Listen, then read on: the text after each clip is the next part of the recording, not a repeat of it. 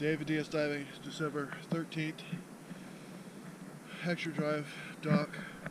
This is the pole on the southwest corner of the dock, closest to the middle of the river.